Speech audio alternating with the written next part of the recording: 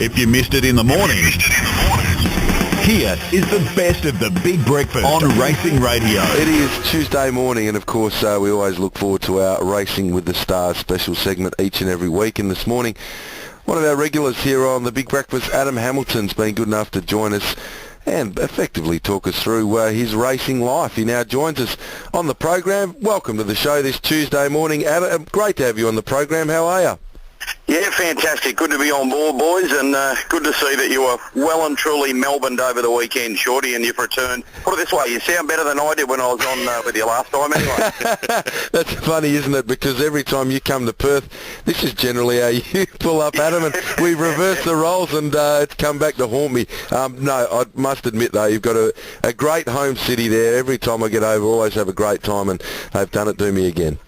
Well, you're a brave man coming at this time of year. I'll batten down the hatches. It's raining, it's freezing cold, but look, it is a great sporting time to be here, and it's actually a good time to be chatting about that, isn't it? Because, you know, we've been getting monstrous crowds to some of our big AFL matches here, and they're tipping upwards of 95,000 at the MCG tomorrow night for this Liverpool-Melbourne victory match. And yeah, we're a passionate sporting town, no doubt about it. There's a lot of the Liverpool Guernseys all around Melbourne at the moment, and they packed out the airport last night to welcome some of the greats into town.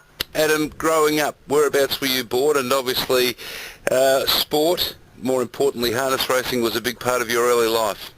Yeah, it certainly was. Probably mid-teens harness racing, but where was I born? I'm a Geelong boy, so hence my passion for the Geelong Footy Club runs pretty deep. I've got three younger brothers who share the same passion. In fact, one of them's having his Bucks party at the Geelong Swans game in a box down there in round 22. So that sort of shows how deep the passion runs for the Cats. So yeah, grew up in Geelong. Went to one of the primary schools down there, and then was lucky enough to go to Geelong College from about grade six onwards, and made some tremendous friends there. Some of them still good friends to this day, and one of them was a guy called David Simpkin, whose father Doug was one of the more well-known rails bookmakers, both in harness racing and thoroughbred racing at the time. And I sort of a weekly fixture for me from about the age of 13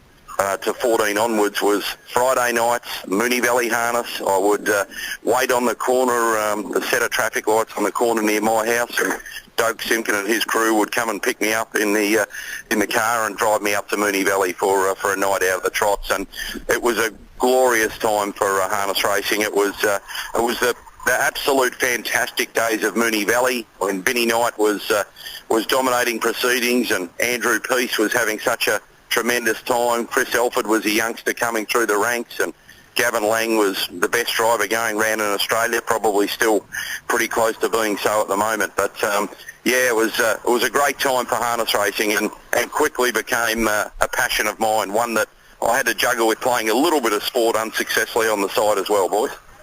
Interesting, isn't it?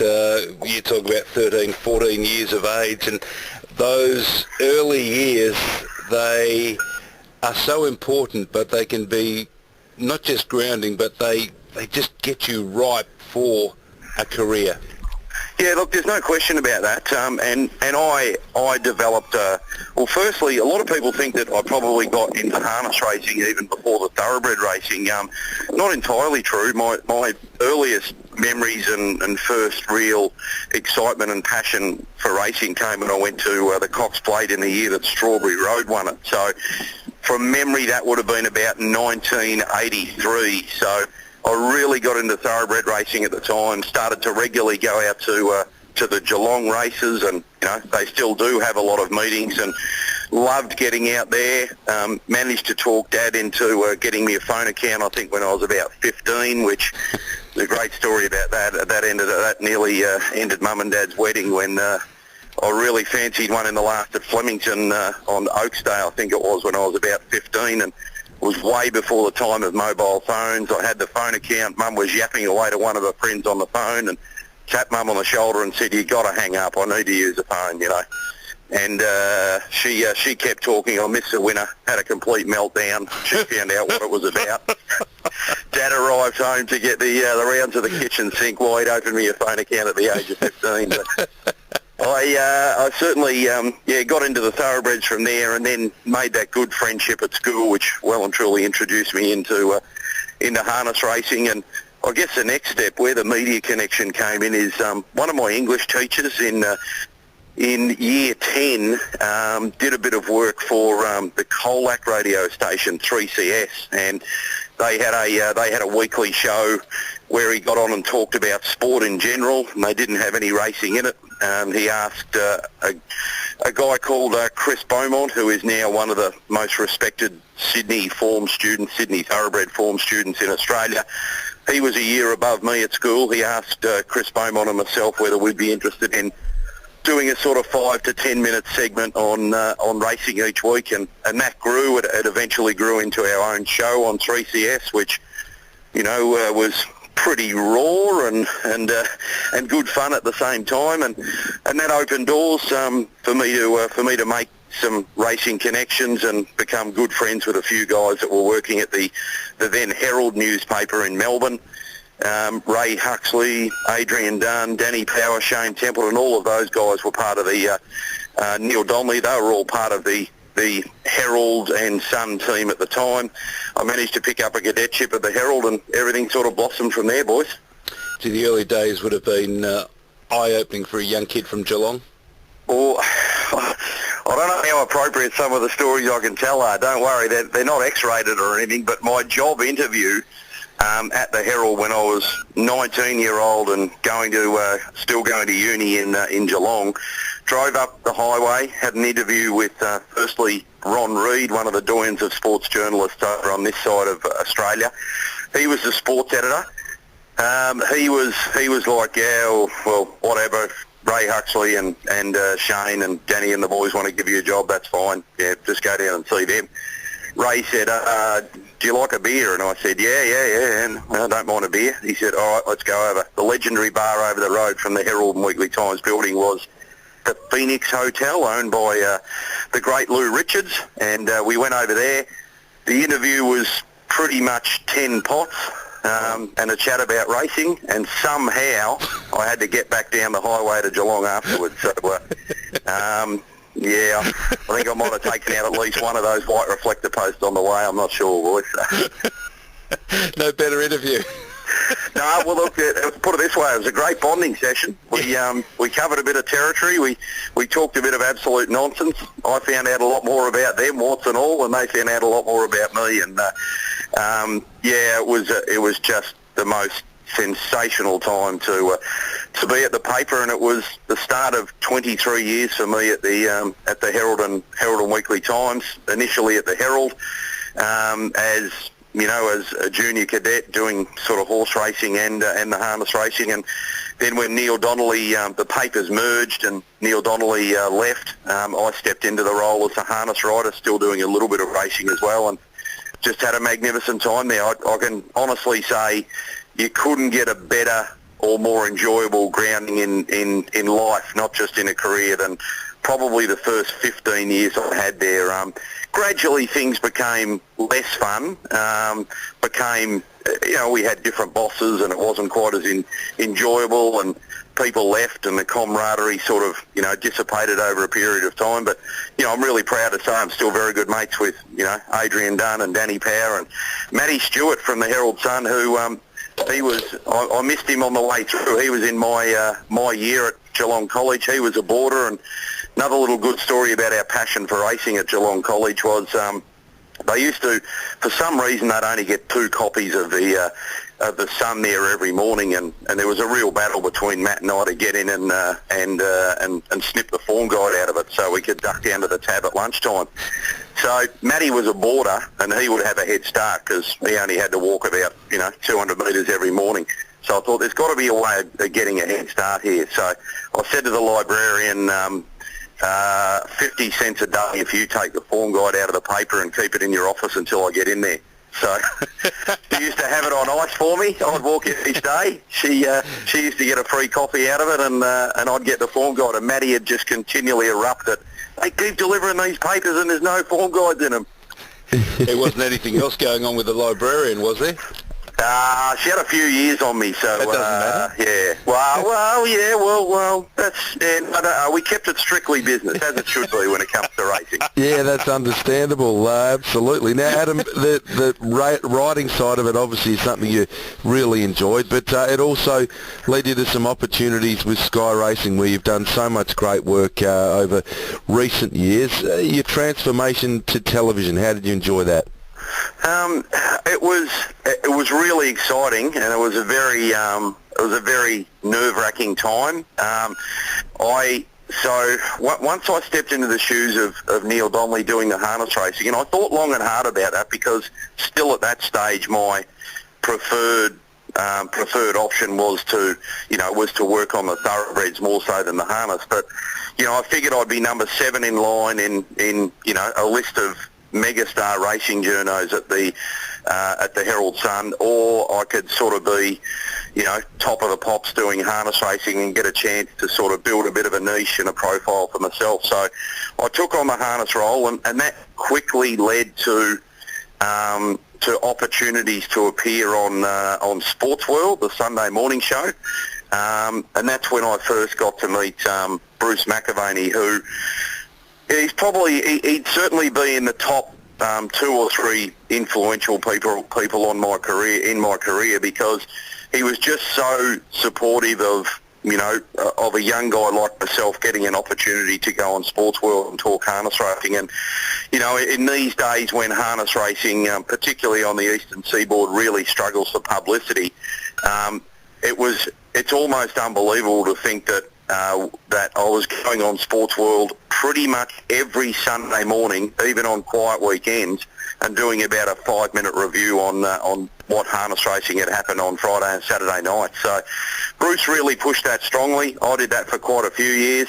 It led to me being considered for a role on Sky Racing, when Sky Racing, not the original Sky channel, but when Sky Racing in the mid-90s was introduced as a pay TV service into homes. I was contacted and asked whether I would be interested in doing the Victorian harness racing side of that. So I leapt at that opportunity, and it complemented what I was doing at the paper and what I was doing for Radio Sport National or Sport 927 Radio as it was then. So yeah, that's sort of how I really got into it, but the relationship with Bruce continued through to work alongside of him and Simon Marshall and Richard Friedman and others on a number of their Melbourne Cup carnivals, which was, just phenomenal experience. And, still to this day, if we do an Inter-Dominion coverage on Sky that's a little bit out of the ordinary, Bruce will see me at the footy or just give me a quick call and say, I saw a bit of that the other night and, well done. So it's just, it's so humbling to have a guy like him, still following what you do in your career. And not afraid to teach along the way? Oh, sensational! Just like it's one of those great examples where you can do all the theory you like in the world and have all the training you like in the world, but to sit next to him and watch his preparation, watch how organised he is, watch the fact that he still does.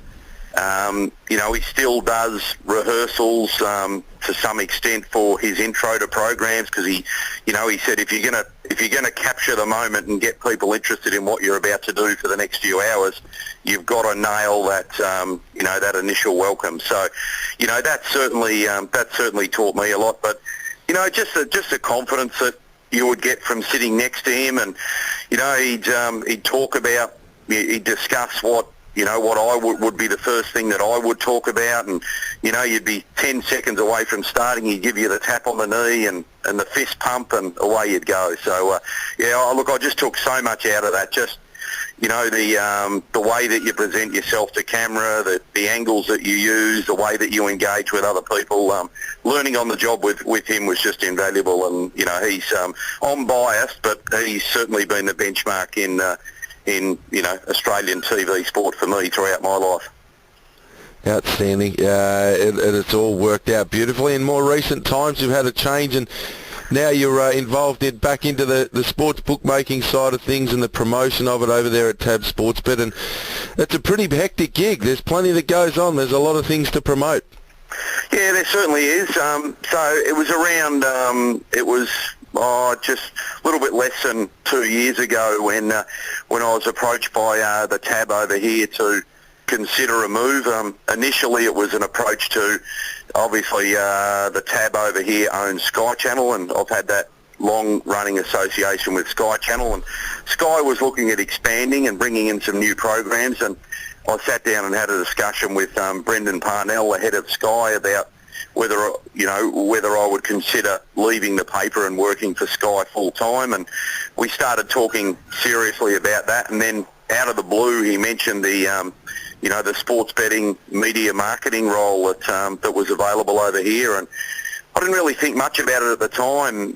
And then when I went away, I'd sort of found myself probably getting into a bit of a comfort zone with the harness racing and racing at the paper. And as I mentioned earlier, the paper wasn't as much fun as it had been for certainly the first 15 to 18 years that I was there. And I was ripe for a change. I think personally I needed a change. It was a great time in life to do it, and it didn't take me long after meeting a couple of the key people at TAB to think this is a great opportunity for me. I've always had a love of, an absolute passion for AFL and cricket and some of the other sports, but other than bibs and bobs along the way on AFL at the paper, I hadn't really had many opportunities to get involved in it. And certainly in this role, I'm a lot more involved in AFL and cricket and other sports than I've ever had been. And I've just found that it's really been good for me to sort of challenge myself, in my middle years, so to speak, to take on a new challenge. It's been exciting. And it's a very, very competitive space, as you guys are well aware. But I'm up for the competition, and the best part about it is deep down the passion for harness racing still runs really deep. And my bosses at the TAB said, I'd put the proposal to them that I would love to still continue to be part of the hosting of the major harness events on the calendar through Sky Racing, and basically my bosses have said, if you think you can juggle it with all your requirements with us, then go for it. So, hence the fact I was across at your Inter Dominion. I was part of the Sydney coverage earlier this year, and things like Miracle Miles and Victoria Cups, Hunter Cups, all those races I well and truly want to be part of, ongoing. In all honesty, I think harness racing would be lost without you, Adam. You just need to be there at those massive meetings. You are Mr. Harness. Oh, well, look, it's a huge compliment, Wes. Harness racing's been absolutely sensational for me. I wouldn't have had the career opportunities I have had unless I'd made that decision to really get behind harness racing. So, I've made some absolutely fantastic friends in harness racing. Many of them still really good friends to this day. And one amazing thing that harness racing opened my eyes to and opened the door for me to do was travel. The first time I really travelled internationally was with Greg Radley over to the 1995 Little Brown Jug. I got the travel bug straight after that. 2 years later, Hutchie and I, Bill Hutchison and I, decided that when Night Pistol was racing in Sweden that we'd go over and see Night Pistol race. I've now been to the Elite Lot, many times. I've been lucky enough to go to Royal Ascots, and yeah, look, travel's been a tremendous part of my life, and I've got 3 young daughters, and one of the things that I'll be certainly encouraging them to do when they get a bit older is travel. I think it gives you an amazing perspective on the world, one that we don't get in our very fortunate comfort zone over here in Australia. And something else I think travel teaches you is to deal with stress and deal with unexpected situations, and those qualities stand you in good stead no matter what you end up doing in life. Certainly. Of all those travels, is there a favourite race or race meeting that you've been to, Adam? Maybe the proof's in the pudding. The fact that I've been to the Elite Lot in Sweden probably 8 times, Shorty. It's quite addictive. Sweden's an extraordinary place. Best nightclub in the world over there called Cafe Opera, a big old church. So part of my travels, probably spend as much time in nightclubs as I have on racetracks, but that's no secret to you boys. But I certainly believe in living life to its absolute fullest, and as you've heard with me being a little bit rusty on some Thursday mornings, I'll always be there to do the job, but I may not be absolutely 100%. We know you give 100%. What about a favourite horse? If we go back like a Popular Arm, a Gamma Light, is there a favourite horse for Adam Hamilton? I've got to say, I've got to pick one in each code. So in harness racing, and it's going to sound like I'm buttering your bread over in the West there, but in harness racing, Pro Chevalier, and it was more about timing, because I talked to you about the importance of, the mid-'80s to me when I was a teenager, and those early days of going to Moonee Valley, and Pro Chevalier just made the most phenomenal impact on me. I still get into arguments with people over here, like they consider it un-Victorian to say that Pro Chevalier was as good or dare I say, better than Popular Arm.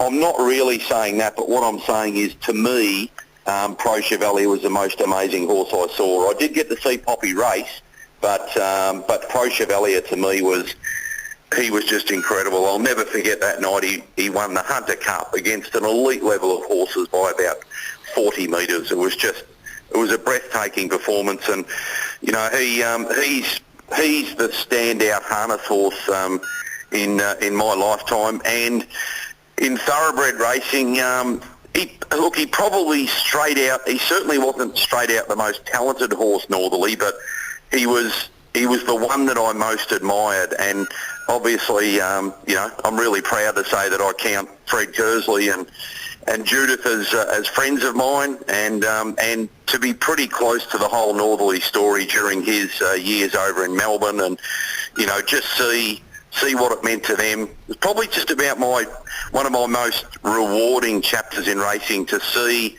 the wider sporting community in Australia get to see exactly what a terrific horseman Fred Kersley was, because we'd all seen, those who followed harness racing knew his deeds, knew his achievements over your way, and the fact that he was as good as there'd ever been in a sulky, and his record stands at that. But northerly just put him onto a total international stage in a lot of ways, and yeah, it was fantastic to be part of that. And I'd definitely say northerly is in the thoroughbred world, he's my Pro Chevalier from harness.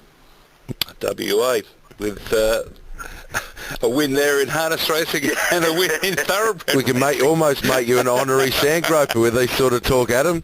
Well, look, I've been there often enough, and I've had enough fun there. So, and I always love getting back, boys. So I've got to plan another trip soon, but hopefully you can get the Dockers to somehow get a home final, because we can probably put the pen through West Coast this year, can't we? They're finished, yeah. I think they've had enough, unfortunately, but the Dockers are still there. Interestingly enough, we had Mark Bairstow on the show earlier on in the day. You were talking about growing up in Geelong. No doubt back in the early days going to the football down there at Corio Park, it would have been some very, very bleak winter days. Oh, absolutely. Dad said I had to wait until I was 6 before he'd take me to the footy. I was a bit of a boisterous, impatient kid, so I think he felt I don't want him ruining my day at the footy by going along and then just losing the plot after about 20 minutes. So, but I still remember going along the first time and seeing the thing that really stood out to me was all the colourful sign writing on the side of the fence. It was an amazing experience, and I think Dad's probably glad he waited till I was 6, because he was never allowed to go to the footy without me again after that first time. Mark Bairstow, wow, yeah, he was an absolute champion in that terrific era, for Geelong. The great era they had prior to this juggernaut they're on at the moment. So, yeah, that brings back a lot of memories. I'm sure, Mark Bairstow, who obviously enjoyed his racing and training over, a big part of his life over in Geelong as well. But yeah, it was a terrific time. Him and Couchy and a lot of the great players that were part of the Geelong footy team. Again, it's influential, isn't it? It's such it's such a learning and great time of your life. You know, your late teens and your early 20s, and I remember going to some really bleak conditions there at Geelong. But it's pretty hard to look at the new stadium and. I don't know. I mean, it's a sensational new stadium down there now, Simmons, all the work they've done with it, and they've got another night match there this weekend. But, I went to just sidetracking a little bit, I went to an NRL match, and I've only been to about 3 of them, but I went to one with some people from work last season, and I went to Leichhardt Oval, which is, old school with the hill, everyone sardined in, standing up together, and gee, that was a warm feeling to go back to the old days of doing that at the Western Oval and, Geelong and even Princess Park for Carlton and Victoria Park. I know you still get that. You probably get that at, maybe some of the waffle venues over there, but I miss that in AFL. I really miss that in AFL, gathering the boys and eating your pie shoulder to shoulder watching the footy. Yeah, always a lot of humour those sort of days. Adam, we've got to go, but just before we go, did you hit the wall shed or Eureka? Look, I was more of a Eureka man because Eureka was, I don't know, there's a touch of arrogance about this, but Eureka was for the in-crowd, Wes. You were guaranteed $1.10 to be front and square there, Adam. You've always been the in-crowd with us here on The Big Breakfast. I'm sure that will continue. Thank you so much for your time this morning. Congratulations on a fine career to date, and I'm sure there's much more of the golden stuff to continue. Thank you so much. My pleasure, boys. I've enjoyed it, and look forward to our weekly chats every Thursday. Have a good day, guys. All the best, Adam. Adam Hamilton here on The Big Breakfast on Racing Radio. Listen for more from 6 a.m. on Racing Radio.